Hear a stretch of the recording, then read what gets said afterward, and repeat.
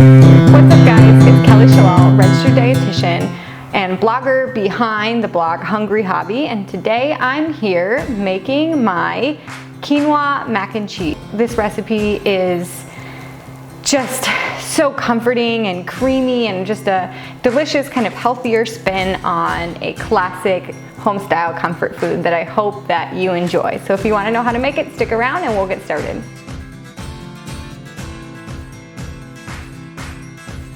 So the first step is to make your quinoa. There are a couple different ways to make quinoa.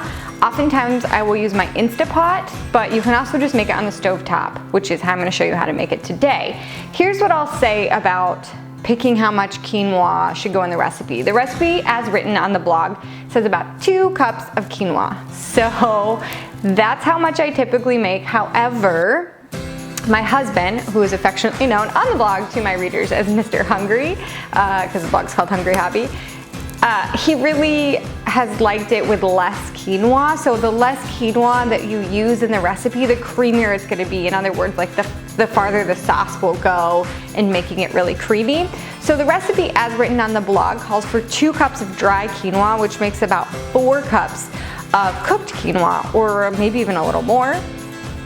I have decreased it to about 1 cup of dry quinoa, and that'll make 2 to 3 cups of cooked quinoa, and Mr. Hungry really likes that a little better. So you can weigh the pros and cons of how creamy you want your mac or quinoa and cheese to be. Bring 2 cups of water or broth to a boil, and then you're going to once it's boiling, you're gonna add in your quinoa. You'll cover the lid and turn the heat down so that it simmers, and you'll let it simmer for about 15-ish minutes. You want the quinoa to be light and fluffy, and you're able to kind of fluff it with a fork and there's no liquid left. If when you pull the lid off there's a little liquid left, then you'll just need to cook it until all that liquid is absorbed, okay?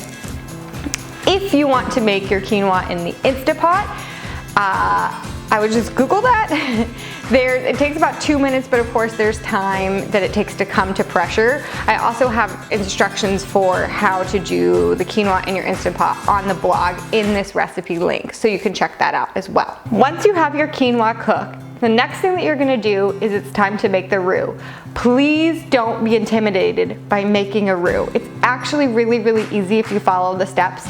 But having made this recipe 100 billion times, and even 100 more to get this video ready for you today, I've learned a few things about making a roux that you should know in order to just have, a fail-safe process going on here. It can be really intimidating, but it shouldn't be.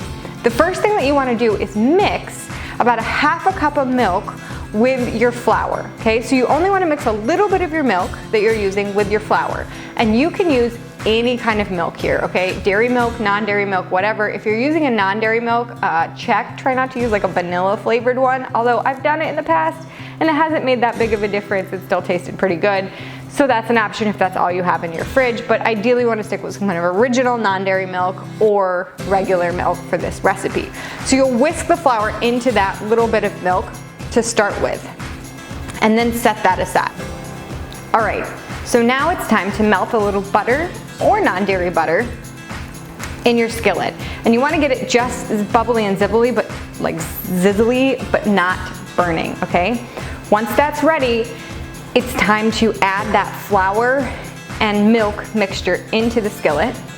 Give that just 30 seconds, 60 seconds max, and then you can start to add the rest of the milk to the skillet. It's best here if you have a silicone whisk like I do, but if you don't have that, you can also use a metal whisk, depending on if your pan is also metal and scratch resistant, or you can use a silicone spatula, but you will need to whisk it a little bit to start with. Then you're gonna continually whisk and stir for 7 to 10 minutes. It will seem like forever because you do need to stand there. And if it starts to burn, don't worry, and you'll know it's burning because you'll smell it, it might get a little clumpy. Take it off the heat, reduce the heat, which your heat should be reduced by now anyway, to medium-low, probably more medium-low, and stir it. Get the heat down and put it back on, okay? The idea here is to thicken it. So you need to continually stir so the flour doesn't burn in the pan and so that it continues to thicken, okay? So 7 to 10 minutes, but I promise it's worth it. Once you see that it's thickened and it's more of a cream than it is a thin sauce, it's time to go. And you need to move fast. Have your seasonings, your Greek yogurt, and your cheese all ready to go because this is gonna move super fast, okay? So my suggestion here is turn the heat off, but don't remove it from the skillet, okay? Then put in the cheese little by little, whisking, whisking, whisking. You wanna get the cheese in first, okay? This is something I've learned from many mistakes.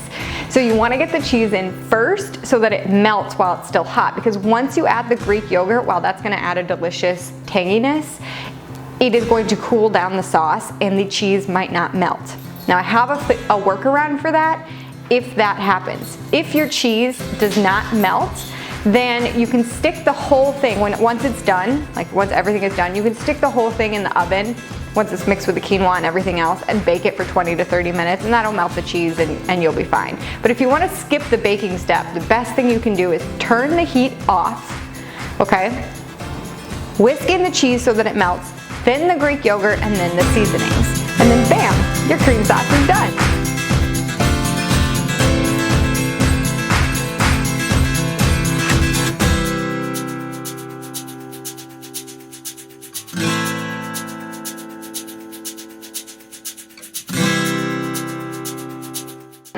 And now you can add your cream sauce to however much of quinoa you decided to make. Again, remember, the less quinoa, the creamier it will be. The more quinoa, it'll still be tasty, you'll have more of a recipe, but it won't be as creamy, so you've got to kind of balance that. My husband suggests only making 1 cup of dry quinoa. As I said earlier, I like 2 cups of dry quinoa. It's up to you. So you think, you choose, and let me know. You can vote below. So.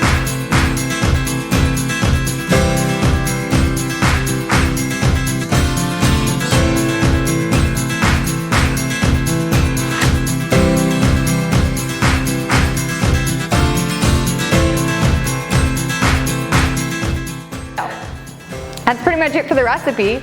I sprinkle on some Parmesan cheese sometimes and then I dig in, and that's it.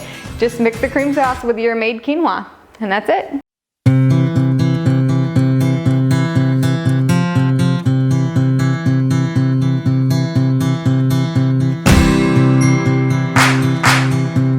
I hope that you love this recipe as much as we do. Please leave a comment and let me know if you try it. Also, don't forget to hit subscribe and that red bell notification thing so that you never miss a video. I upload new recipe videos and nutrition topics and all kinds of fun stuff every single week, so make sure you stay tuned for that.